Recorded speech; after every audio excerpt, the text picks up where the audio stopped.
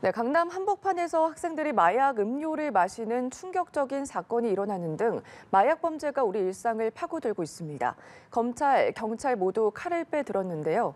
현재 국내 마약 범죄 실태는 어떤지, 해결 방안은 없는 건지 서울중앙지검 강력부장검사를 지낸 분입니다. 오랜 기간 강력부에서 굵직한 마약 수사들을 해오신 김희준 변호사 나와 있습니다. 어서 오십시오. 네, 안녕하세요. 네, 오랫동안 검찰에서 국내 마약 수사 도맡아 하셨고요. 그리고 최근에 화제작이었죠. 넷플릭스의 수리남, 그리고 공공의 적 2에서 검사 실제 모델로 알고 있거든요. 네. 최근에 저희도 마약 관련 보도를 많이 하고 있는데 요즘 상황이 많이 심각한 것 같거든요. 과거와 비교했을 때 어떨까요?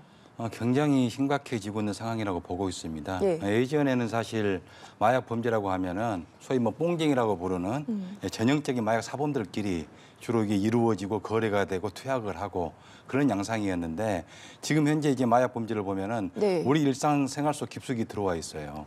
학생이라든가 주부라든가 직장인이라든가 그러니까 이게 특별한 사람들만 사이에서만 퍼져나가는 게 아니라 일반인들까지 너무 퍼져 있어가지고 아주 구조화돼 있고 이게 일상화돼 있고 그런 상태로 가고 있다고 보여집니다. 네, 지금 마약 음료 사건과 관련해서 피의자 3명에 대한 신병 확보에 나섰는데 윗선들은 중국에 있는 걸로 네. 알려지고 있거든요. 근데 저도 보도를 하면서 정말 영화 같은 일이 벌어지지 않았습니까? 어떻게 변호사님께서는 이 사건을 들여다보셨는지 궁금하네요. 저는 사실 그 강남 한복판 대치동에서 마약이 들어간 음료수 사건이 터졌다는 것은 정말 사상 초유의 일이고 정말 충격적인 일이거든요. 저도 이제 마약 사건을 많이 수사를 해봤지만은 이런 경우는 처음이에요. 사실 이제 나이트 클럽이나 술집 같은 데서 퐁당 마약이라고 해가지고 몰래 타 먹이는 경우는 있었는데 백주대로에서 마약 음료수를 이렇게 유포한 경우는 처음입니다. 근데 그 범죄의 수법을 보면은 굉장히 치밀하고 용의 주도예요.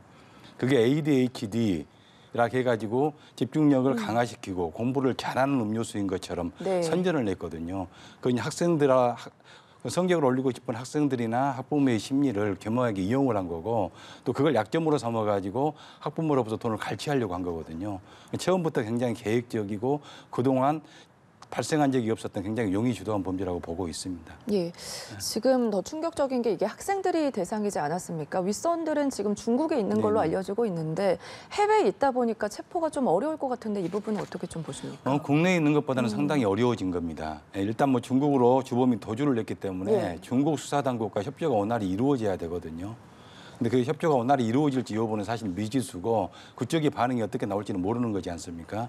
그래서 이제 그 사람의 국적이 국내인이라면은 신속하게 인터폴 적색 수배를 하고 요건 무효화 조치를 해서 다른 나라로 옮겨가는 것을 방지하는 조치를 신속하게 해야 됩니다. 예, 지난달에는 중학생이 직접 펠로폰을 사서 투약한 사건도 있었거든요. 마약 범죄가 증가하고 있지만 문제가 되는 게 이게 점점 연령층이 낮아지고 있다는 거잖아요. 이렇게 봤을 때 변호사님께서는 현재 상황이 얼마나 심각하다 이렇게 보세요? 그게 가장 저는 위험하다고 보고 있어요. 약 10여 년 전만 하더라도 마약 범죄의 주된 연령층이 40대였어요. 근데 2, 3년 전에는 30대로 내려왔어요.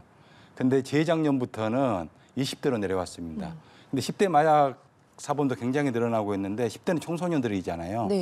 최근 5년간의 통계를 보면은 4배가 늘어났는데 10년으로 넓혀보면 12배가 늘어나고 있습니다.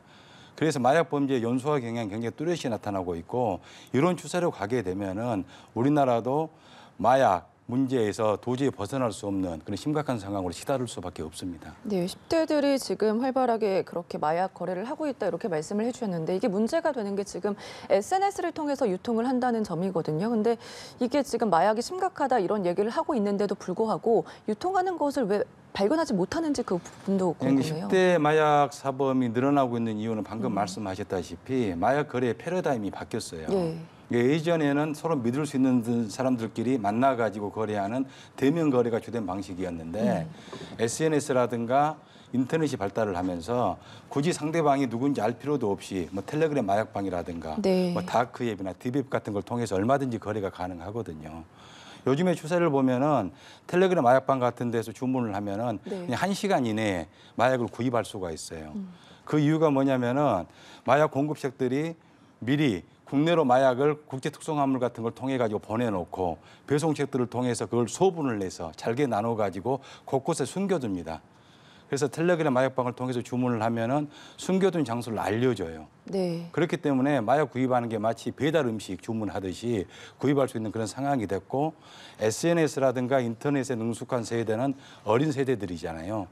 그래서 마약 거래 패러다임이 바뀌다 보니까 네. 연령층이 계속 연소화되고 있는 겁니다. 네, SNS를 통해서도 그렇고 텔레그램을 통해서도 그렇고 마약 관련해서 패러다임이 바뀌었다 이런 말씀을 네네네. 해주셨는데 이 부분에 대한 집중적인 수사도 좀 필요해 보이거든요. 이 부분에 대해서는 어떻게 좀 대처를 해야 될까요?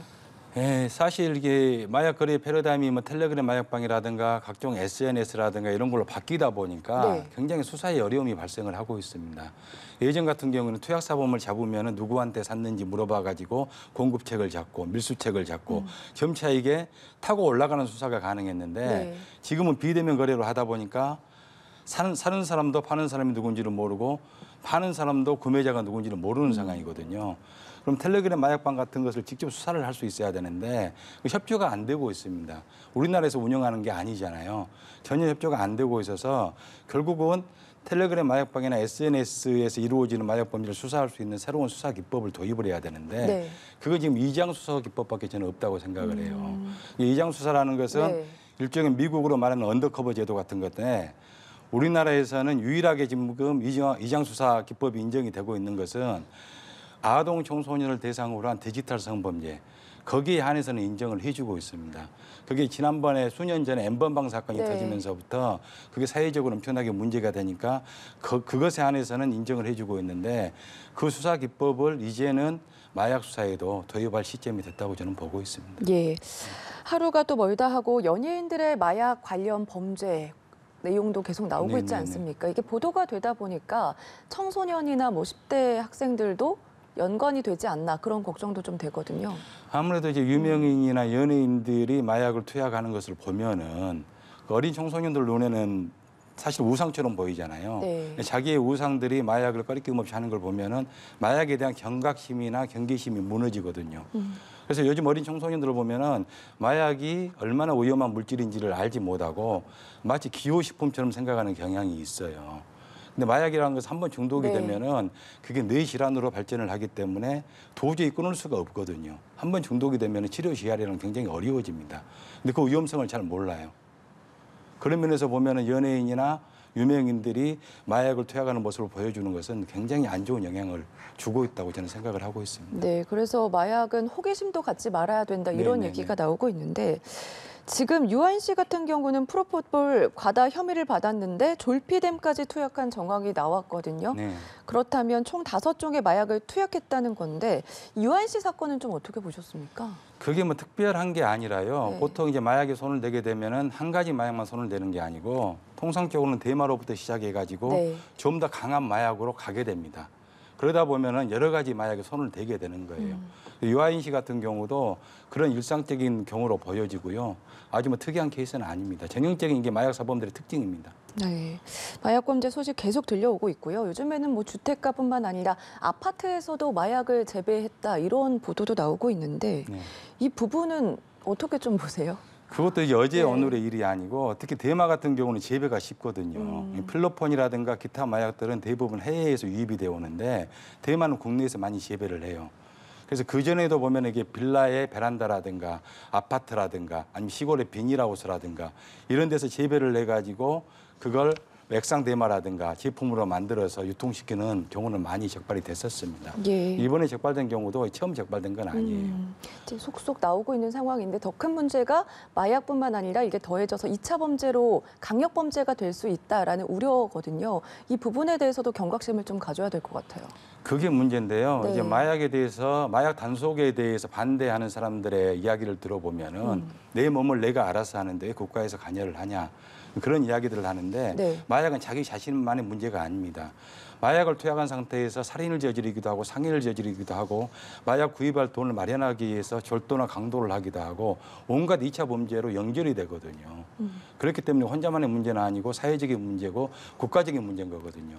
그래서 반드시 근절을 해야 될 그런 범죄입니다. 네, 이렇게 마약 범죄가 기승을 부리고 있는데 처벌이 너무 약한 것 아니냐 이런 지적은 계속 나오고 있습니다. 변호사님이 보시기엔 어떻습니까? 처벌 부분에 대해서는 제가 보기에는 우리나라 처벌 강도가 네. 무조건 다른 나라에 비해서 약하냐, 뭐 그렇게 보여지지는 않고요. 처벌이 강하면은 과연 마약 범죄가 줄어들 것이냐, 그게 소위 말하면 형사정책적으로 말하면 일반 예방적 효과거든요. 네. 다른 사람이 강하게 처벌받는 걸 보면 내가 범죄를 저지르지 않는다, 그런 관점에서 보는 건데 거기에 대한 형사정책적인 효과는 입증된 바는 없습니다. 제가 보기에는 마약 범죄를 근절하기 위해서는 예방 교육이 가장 중요하다고 보여져요. 마약이 얼마나 위험한지에 대해서 어렸을 때부터 충분히 교육을 시켜서 애당초 손을 대지 않도록 하는 것이 더 중요하고, 수사나 단속은 2차적인 문제고요. 손을 대가지고 처벌을 받았으면은 2차적으로는 다시는 손을 대지 못하도록 치료 제한을 충분히 해주는 게 더 중요하다고 저는 네, 생각을 하고 처벌도 있습니다. 중요하지만 치료도 중요하다 이런 그렇습니다. 말씀을 해주셨는데 예전에는 퐁당 수법이 많았다 이런 말씀을 해주셨어요. 근데 이번에 마약 음료 사건도 보면은 이와 비슷한 수법으로 보여지거든요. 근데 이게 문제가 되는 게 퐁당 수법을 처벌할 수 있는 법적 근거가 불분명하다. 이게 문제입니다. 그동안 어떻게 좀 처벌을 하셨어요? 네, 지금 이제 마약류 관리에 관한 법률에 의해서 마약 범죄들을 처벌을 하고 있는데요. 퐁당 마약에 대해서는 직접적으로 처벌하는 규정은 없습니다. 네. 그래서 그동안에는 마약을 소지를 내서 어떤 음료나 술에 타서 먹였으면은 일단 마약 소지는 한 거잖아요. 그래서 마약 소지로 해서 처벌을 냈고 그다음에 그걸 몰래 투약당한 사람들은 몸에 이상 증세가 느껴지거든요. 이번에 마약 음료수 사건 같은 경우도 일부 그 복용한 학생들 같은 경우는 어지럼증을 느꼈다고 호소하는 사람이 있었어요. 네. 뭐 그건 이제 상해죄에서 말하는 생리적 기능 장애가 발생을 했다 봐가지고 상해로 처벌을 했습니다. 그래서 이제 마약 소지 상해죄 이런 걸로 해가지고 간접적 우회적으로 처벌을 해왔었죠. 네. 거기에 덧붙여서 이제 뭐 금전을 요구한다든지 하면은 공갈죄 이런 걸로 처벌을 했고 마약을 몰래 투약시킨 행위 자체 그걸로 처벌하는 조항이 없었는데 네. 이건 사실 자기 자신이 투약하는 것보다도 훨씬 더 재질이 불량하고 사안이 중대하거든요. 여기에 대한 입법이 있어야 될 것으로 생각을 합니다. 알겠습니다. 검찰 쪽에서도 그렇고 경찰 쪽에서도 그렇고 마약과의 전쟁을 선포를 했거든요. 최근에 정부가 마약범죄 특별수사본부를 출범을 시켰는데 이게 얼마나 또 영향을 미칠지도 궁금하네요. 저는 이제 뭐 이번에 대치동의 마약 음료수 사건도 예. 마약과 전쟁 중에 일어난 일이거든요. 그래서 이런 마약 문제를 근절하기 위해서는 그렇게 임시적인 기구라든가 일회성 그런 대책으로는 불충분하고 정말 종합적이고 상설적인 기구를 만들어 가지고 네. 예방부터 수사 단속 치료 재활까지 종합적으로 아우를 수 있는 그런 체계를 구축을 해야 된다고 생각을 합니다. 그러니까 인력이나 규모도 중요하지만 전문성도 필요하다 이렇게 볼 수가 있을까요? 그렇죠. 예. 그래서 저는 이게 지금 보면은 최근에도 마약범죄 특별수사본부를 만들었잖아요. 네. 너무 수사 쪽에만 집중을 하고 있는 게 아닌가 하는 우려를 하고 있습니다. 알겠습니다. 수사를 해서 처벌하고 구속만 한다 해가지고 마약 문제는 해결되지 않거든요. 그렇죠. 일선에서 아무래도 마약범죄 수사 또 검거를 했을 때 이쪽에서 많이 하셨으니까 어려운 점은 뭐가 있었을까요? 예전에는 사실 우리가 투약사범을 잡든지 공급사범을 잡으면은 연결고리를 찾아서 수사를 하는 게 가능했어요. 네. 설득을 잘하고 수사를 열심히 하면은. 근데 지금은 훨씬 더 수사가 어려워졌을 겁니다. 왜냐하면은 제가 아까도 말씀드린 바와 같이 비대면 거래로 바뀌었고 네. 비대면 거래의 방식이 텔레그램 마약방 같은 우리나라에서 관리하고 있지 않는 해외의 그런 SNS를 이용을 해서 거래를 하기 때문에 훨씬 더 어려워져서 아까 제가 말씀드린 이장수사기법 같은 게 도입이 돼야지만이 그 수사적인 어려운 문제는 해결이 될 것이라고 보고 있습니다. 네. 조금 전에도 마약 수사청 관련해서 신설을 해야 된다 이렇게 좀 말씀을 해주셨는데 미국에서는 이미 지금 이런 수사청이 있지 않습니까? 네네. 우리나라도 이런 신설 기구가 만들어진다면 좀 긍정적으로 볼 수가 있을까요? 예, 미국 같은 경우에는 DA가 지금 설치가 돼 있잖아요. 마약 네. 수사청이. 네. 거기서 이제 마약류를 지정 관리를 하고 수사를 하는 역할을 해요. 근데 저는 만약에 우리나라에서 이런 종합적인 대책 기구를 만든다면은 네.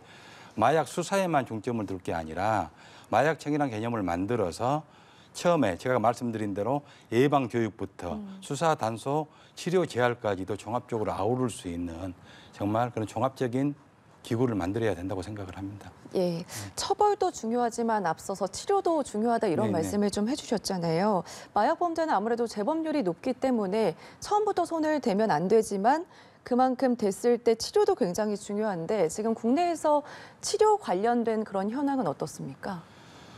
지금 전국적으로 보면은 21군데 정도가 치료 재활병원으로 지정은 돼 있거든요. 네. 근데 실질적으로 운영되는 곳은 인천의 참사랑병원하고 경남의 국립부곡병원 두 곳밖에 없습니다. 그래서 시스템은 갖춰져 있지만은 제대로 운영이 되고 있지 않은 그런 상황이고요. 제대로 운영되지 않은 근본적인 이유는 예산적 뒷받침이 충분하지가 않아요. 네. 그래서 이걸 제대로 가동시키기 위해서는 그에 필요한 예산을 충분히 정부에서 지원을 해줘야 되는 그런 상황입니다. 우리나라는 이제 마약 청정국은 아니다 이런 얘기도 많이 했었잖아요. 네. 앞서서 위장수사 관련해서도 얘기를 해주셨고 관련된 입법도 만들어야 된다 이런 얘기를 해주셨는데 추가적으로 어떤 좀 대책이 좀 필요할까요? 지금 그동안 이제 우리나라 같은 경우에는 마약 청정국이라는 환상에 빠져 있었어요. 유엔 기준으로 보면은 인구 10만 명당 20명 미만이면은 마약 청정국으로 보는데 네. 우리나라는 통계상으로도 2016년도에 22.5명으로 해서 마약 청정국 지위를 잃었습니다. 근데 여기서 우리가 유념을 해야 될 것은 그건 실제 적발된 통계 건수를 기준으로 하는 거잖아요. 네. 근데 마약 범죄는 대표적인 암수 범죄입니다. 적발되지 않은 범죄 건수가 훨씬 더 많아요. 그래서 암수 범죄율을 마약 네. 범죄 같은 경우는 28.5배에서 100배까지도 보거든요. 그래서 그렇게 소모 있는 범죄가 많다는 것을 확실하게 인식을 하고 네. 지금부터라도 확실하게 대책을 강구하지 않으면은 저는 사실 골든타임의 끝자락에 있다고 보고 있거든요. 이 시기를 놓치면은 우리도 정말 문제가 많은 해외의 어느 여러 국가들처럼 마약 문제에서 벗어나기 힘들 것이다. 이렇게 생각을 하고 있습니다. 네, 경각심을 조금 더, 가져야 될 네, 겁니다. 경각심을 가져야 될 것 같습니다. 네, 마약 범죄와 관련해서 이야기 나눠봤습니다. 지금까지 김희준 변호사와 함께했습니다. 고맙습니다. 네.